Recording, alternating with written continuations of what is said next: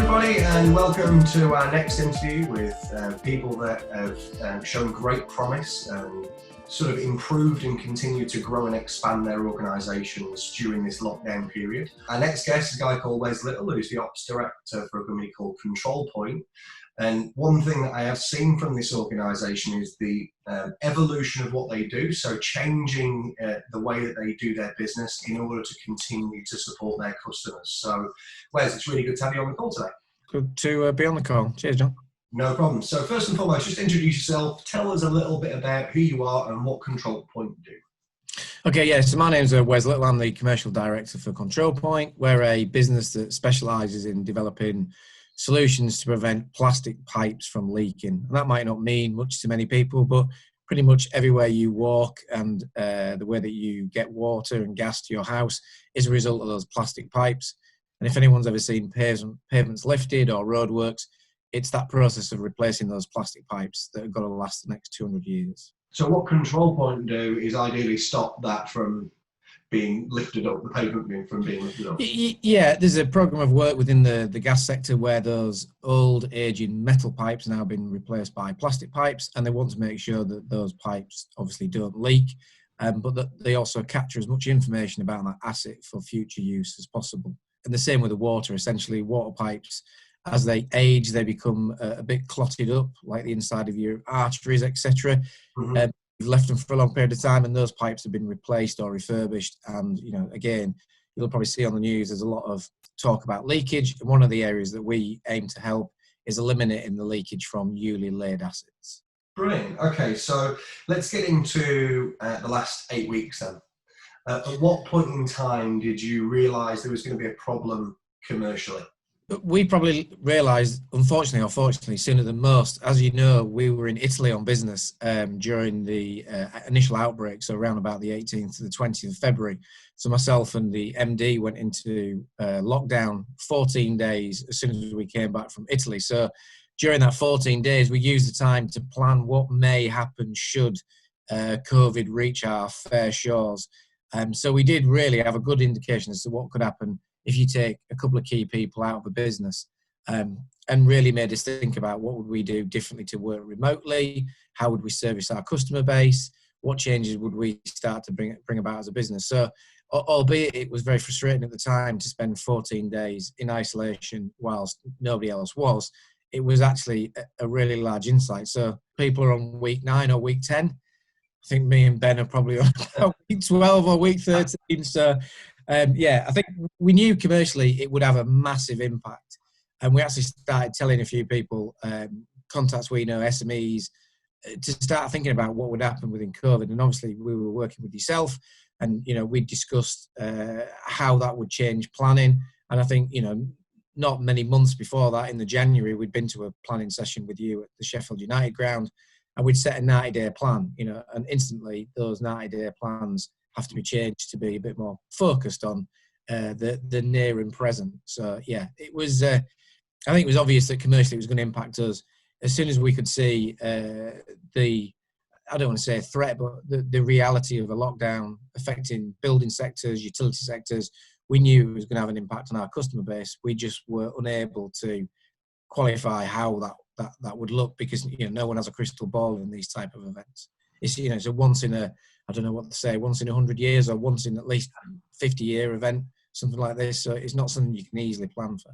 Absolutely. And look, from our perspective, we've had to completely change the way that we work with our clients because people would look at 90-day planning as short-term planning, but in March I made the decision that doing 90-day planning was just ridiculous because we don't know what's happening next week, let alone in the next 90 days. So that very much became daily planning. What's the outcome of the day versus the next 90 days? I think the bit that always sticks with myself and Ben is you saying, this was even before COVID, when we were doing the planning in the January was you can only control what you can control. And I think that's something that hit home in January when we were looking at how we would grow the business in this financial year. But, that has certainly been true through COVID. I remember when you said on one of your previous calls, turn off your news apps, stop watching the news. It's not going to help your mindset. And there is a lot around that mindset mentality that, that has been the way that we've got through it. We've never seen anything as a negative. Everything is an opportunity. to either pivot or adapt or move yourself into the winner's circle. I know I'm using a lot of the speak that you use, but that has really helped us frame, I don't want to say problems, but the opportunities that this has brought us. And it has brought us a lot of unique opportunities, and it's allowed us to check our bandwidth, and it's allowed us to check our value add aspect of the business, which has been pretty cool for us. Yeah, lots of people freak out when I tell them to stop watching the news.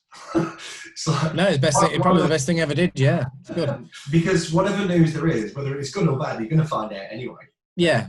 And that's what people have got to get their heads around. Sitting down and watching those news conferences every single day is not going to help you, because you can't control what they're going to say. No. The only thing that you can control is the actions and behaviours that you have yourself. And it's been really great to see you and ControlPoint really living and breathing that. So how have you adapted then? So you knew there was going to be there's going to be an issue. How have you adapted? What have you done within the business? We're quite lucky that the service that we offer is a remote service anyway. So one of the first things we decided we would do is we would become more vocal on LinkedIn about the type of service that we offer, i.e. it is a remote service. It reduced the need for a supervisor to go to site to check the quality of the work of their teams. And we came up with a very simple strapline of hands off for hands on, and really started then to look at, so what do we do? What are the product portfolios that we've got? The Blue Box app that captures the data and does the inspection, that's remote anyway, so that'll continue regardless. The bit that we really needed to focus on was the training aspect of it, because a lot of the training we deliver is hands-on. It's about upskilling and increasing knowledge and awareness within the sector about how to make a good or bad joint. So we really focused hard on how we would take that learning module offline. And having done a few Zooms and got the appetite for webinars, it was really a case of agreeing a way forward with the Energy and Utility Skills Register and saying, look, we're in a unique opportunity, a unique situation. Can we, if we can meet all the requirements of the course, i.e. the invigilation side of it, can we take that product offline and do it remotely? And after a little bit of toing and froing, we found a way that we could. We can't naturally do that with every course that we offer, but we can control course sizes for those where we do need to go out. And we have successfully delivered a couple of training sessions now of that online Blue Box course, which has been really positive. The other areas where we've really been able to show our worth is we've been able to complete testing for clients. So there is a requirement under some of the water regulations that you have to test so many joints that you lay. And we've been able to manage that during a particularly difficult time by getting specialised couriers to go in to save us the unnecessary journey, to then bring them back to the lab and being able to turn around. So for us, it's been more about just taking every product and saying, right, does the product work in a hands-off, low contact environment? If it doesn't, can we make it work? If we can't, how do we still satisfy the customer's need for that service? And where we can't deliver the book fusion training, we can still jump on a webinar for 10, 15 minutes or even an hour and talk people through the fundamentals. And I think that's really what you do with your business coaching is you'll never replace the human need for one-to-one pressing of the flesh and contact. But what you can do is you can give everybody the best opportunity to think about things slightly differently. 100%. Okay, so just going back then a second. So one part of your business is training. So you'd have 30, 40 people at a time coming to your office, and you train them how to use your system, or you train them how to lay pipe work or fix joints. Am I right there? Yeah, So when you're talking about the polyethylene pipes and the joining of them, and that's really what we do. So our strapline is, right first time, eliminate leaking joints. So you either electrofuse, you butt fuse, or you do a flange joint, which is effectively just a mechanical bullet connection. And typically our class sizes would be somewhere in the region of probably 4 to 6 people. That's kind of set by the requirements of EUSR. But even though we're lucky in Chesterfield to have a large building, when you space a room out, the reality of how far 2 meters between 6 candidates is, plus a trainer, plus having to then provide hands-on, it's a bit like asking your dad to come round and help you DIY, but ask him to stand outside of your house and shouting through the window to do a certain task. So it is more challenging, and people will naturally adjust to that. But it's the stuff that that you forget. It's the handshakes, it's the pats on the back, the physical contact that come with doing a training course like we offer. But as I say, we've been able to deliver the vast majority, and where we haven't, we're classed as key workers for the industry. We've gone out and we've delivered in very safe environments. We've taken kit with us so that we can demonstrate it without anybody else needing to touch it. And it has become a little bit more theoretical, but then what we are able to do is to concentrate on the practicals rather than as a team of 2s and 3s and 4s. The practicals are now one-on-one, so that we can maintain that distance, but also give a really high quality of training. And I think in some ways, the irony will always be some of the stuff we've learned in COVID, we probably won't change. It's actually probably the right way to do it. You know, who wants to travel on a Friday? If a client's coming up from Birmingham to us, who wants to travel on a Friday to Chesterfield from Birmingham to do a 4 or 6 hour course and then travel back on a Friday? If we can deliver that remotely, it's not only safer for everybody under the current guidelines, but think of the carbon footprint from our perspective. You know, one way we've definitely managed to reduce carbon footprint this year is we haven't driven anywhere. You know, that is a great approach to people. And I think, you know, we've been on loads of webinars, and I must spend hours on Zoom and Teams every day. What we found is where people used to do this as an ad hoc, it'd be a last resort. If you can't meet in person, then maybe we'll try a video call. Now, people are very relaxed about sitting at home in a t-shirt and chatting on the screen and looking at their own face. And I think, you know, it's going to be really empowering for us as a, not just as a sector, but UK businesses, that this is actually a professional, well thought out way to do business. Yeah, and things like that, sort of virtual meetings, I believe are here to stay, and they'll continue to stay. And you said a few things in there. So I always look at crisis, and again, I want to stay away from the buzzwords of what's being pushed out there. So I'm going to attempt not to use words like pivot or crisis too much. But when we see a crisis, there's two things to look at. The first thing is the danger that it brings. Okay, so we cannot go against the issues and the dangers health-wise and obviously commercially that COVID-19 has brought. But on the same upstroke, there's also opportunities. And the great thing that I've seen with the people that I'm interviewing is they've taken those opportunities, because I look at the SME sector and everybody in business as though you've actually got responsibilities economically. Because if everybody just shut down, everything just closed, the country would probably last 2 weeks before it was on its knees. So business owners, and the beautiful and brilliant things with entrepreneurs is they find a way. And it's been really great to see you finding a way, looking at the opportunities. Okay, so can we deliver training remotely? Seeing this as a major plus point going forward for a business like ControlPoint, because social distancing, as we've already spoke about, is here to stay for the longer term. It's not going to go away in July. Social distancing is here to stay. So actually having a solution that you bring of being able to limit the amount of people looking at something is actually really, really, really unique, isn't it? Yeah, and we've continued to work through the duration of it, and like you say, pivot is one of the words that you see a lot on LinkedIn, etc. It just means take stock, have a chance to rethink about what you're doing, and see how you can either change what you're doing or regroup and come back with another plan. And we're developing a new training course which is going to focus around the challenges of pressure testing. And one of the things we've said is it's going to be online. That's the first thing that it's got to be able to do. Is we'd love to deliver it in person, but in reality, we need to think about it from an online training perspective.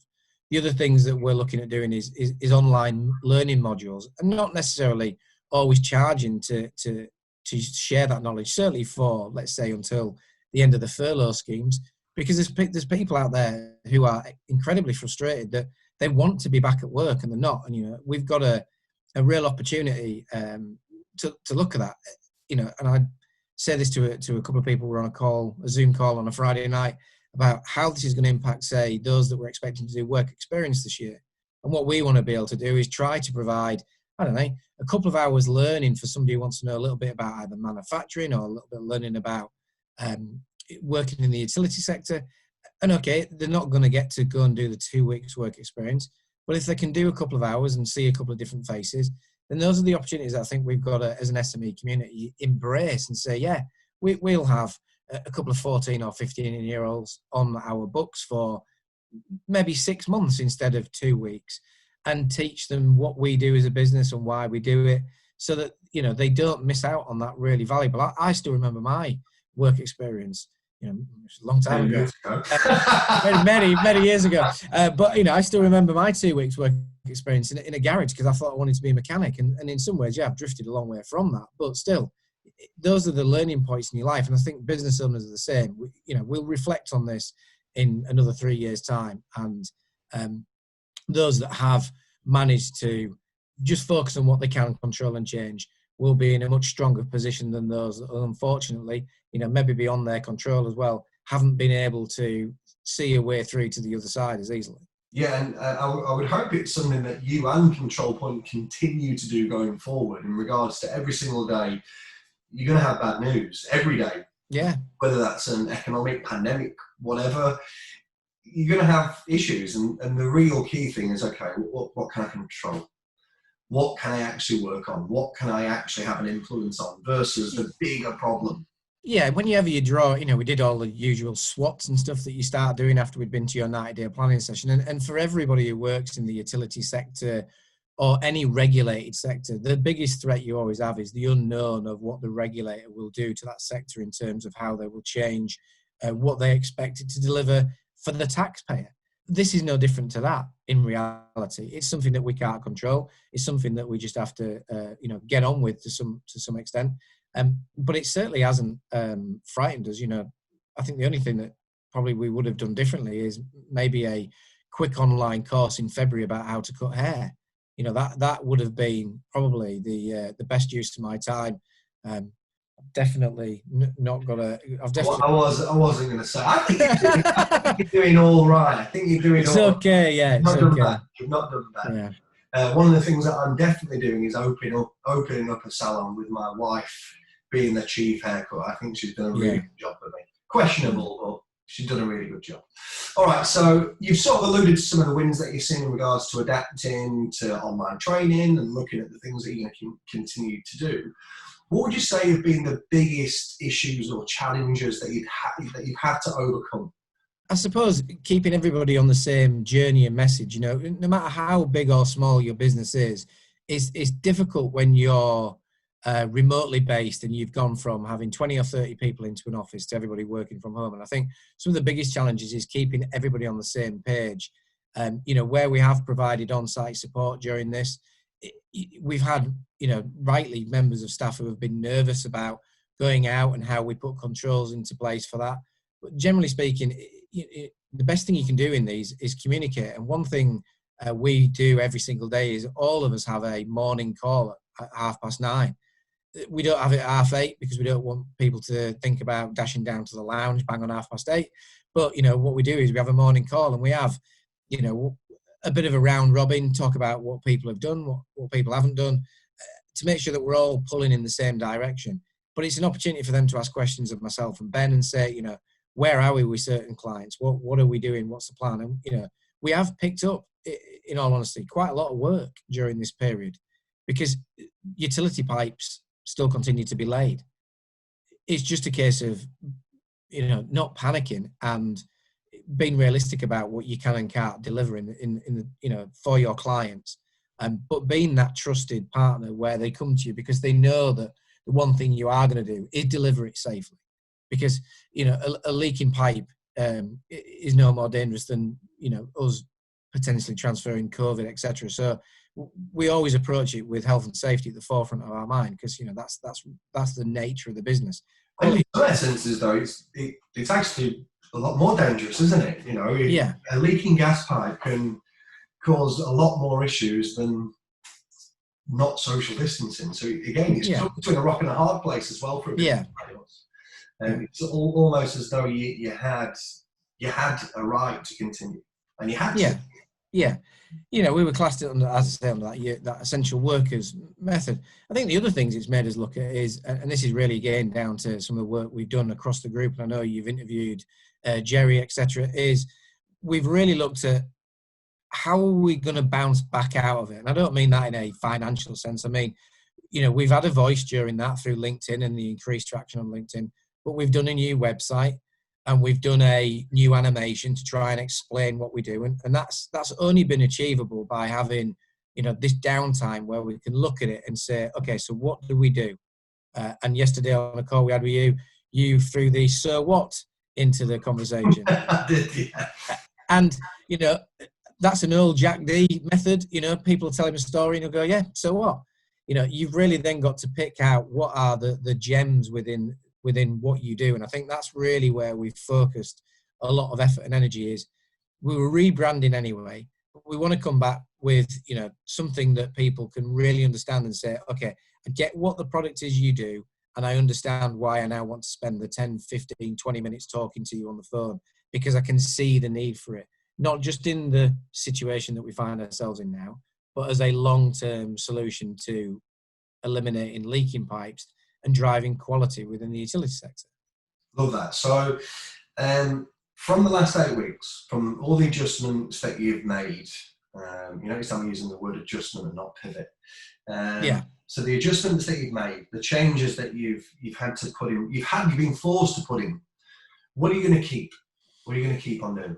I think, if I'm honest, I would say at least about 80% of everything, because there's no real reason to think that what we've done in the last couple of months isn't the way that the business should move forward. And I think, it's a different mindset to look at, but I think it's good to maybe have this time out in the business. And I think one of the things we will keep is we will, as senior leaders of the business, take time out more often, work from home and think about working, on the business to really think about, okay, so what do we want to do next? What does the next 12 months look like? What does the next 3 months look like?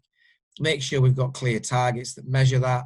And these are all things that, we've probably had in place, but weren't far enough up the food chain of things to be focused on. I think we'll keep the vast majority of the things and the tools we've put in place over the last, I don't even know how many weeks it is now. I think it's week 9 or week 10. But, the premise being, you've got to try and take yourself back to when you're in SME startup mode, really, and think about, what is the value that you bring and reignite your own passion. Because I think, I've seen in many other business owners where they've become a little bit lackluster and they've forgotten about why they existed in the first place. And I think it's finding that internal fire and getting that burning brightly back in everybody. That means, yeah, the next 12 months are going to be difficult. There's no doubt about that. But we are all in it together.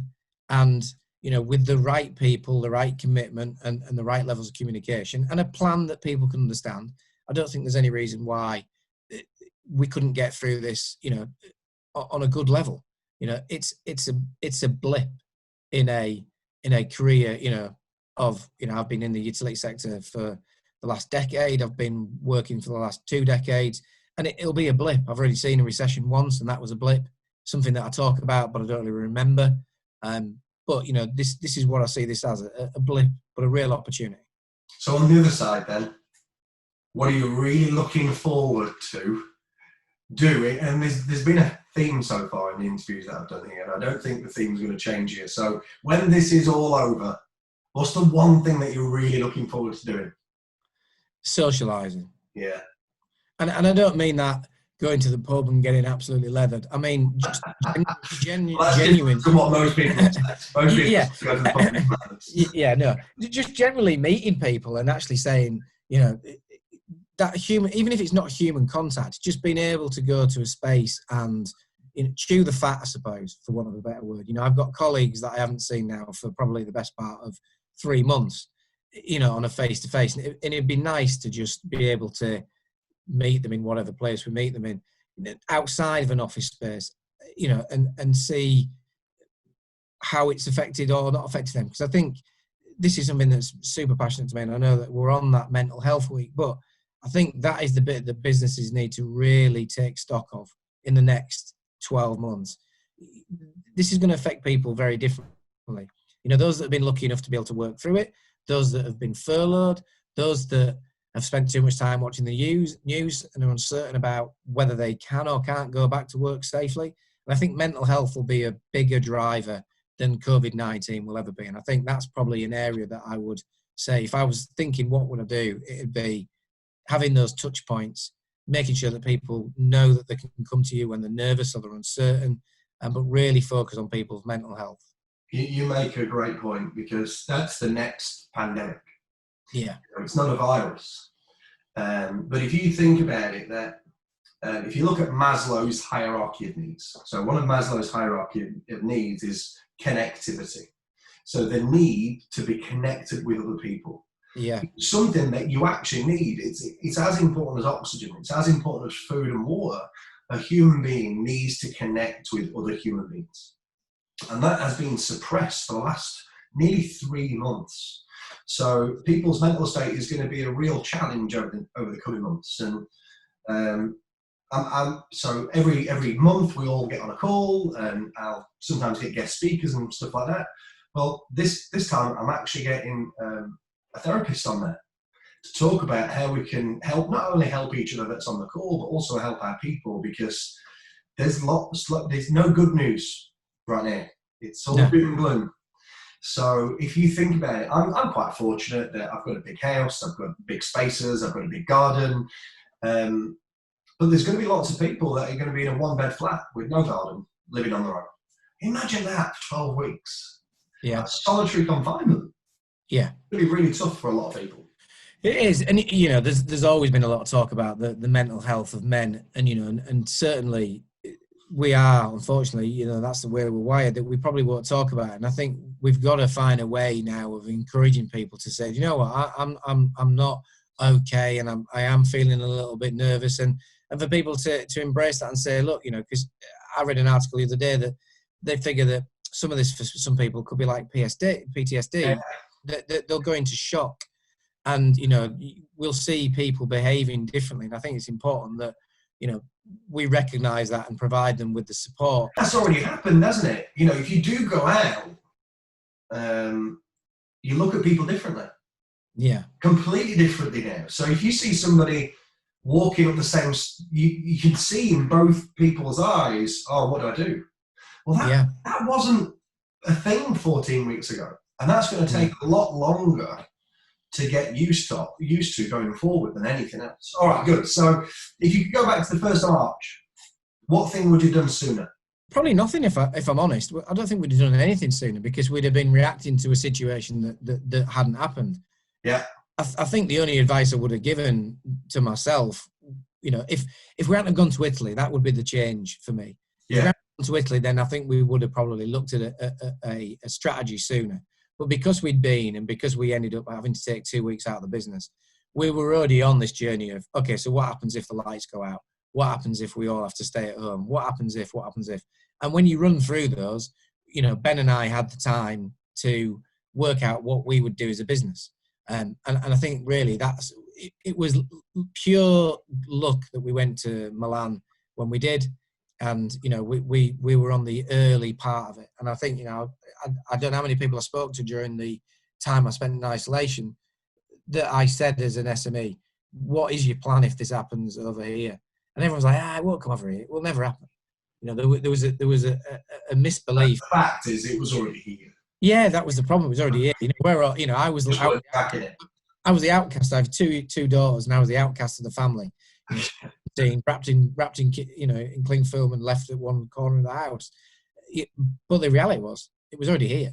Yeah. It was a weird thing. You can only deal with the information that you're given, and I think, like you say, stop listening to the news, stop dialing in every day at 5 o'clock to hear effectively the same information. If something important is going to be on, you'll get told, because other than that, it's just noise. It's not helpful. All right, last question. What have you learned about yourself? Well, I think I've learned that that I don't mind working from home. I thought my social butterfly type role as a commercial director, it was a lot of time out on the road. I've missed driving. genuinely have missed going out and driving. But I found that actually, quite easy to work at home and plan. In terms of what else I've learned about ourselves in the business, the business has a place and a value to bring, and that hasn't changed. And I think that's really critical, is that we've got a really sound springboard now, and we're not really waiting to find out what the government does. And when they start lifting restrictions, we'll lift our own restrictions as we put them in place, because we actually decided to shut ourselves a few days before the government even announced it, and work remotely. And we're now already looking at how we bring people back to work so that it helps their mental health. But yeah, I think we're in a strong position, and we're excited. And we've all got that. What you really need is that belief and that positivity and that mental mindset that says, yeah, let's get cracking. We're ready to go. It's been great to sit on the outside to see what you guys at ControlPoint are doing, and will continue to do. So keep up the great work, Wez, and thanks ever so much for sharing some insights with us today. Thanks for the opportunity. Cheers, John. Cheers, buddy.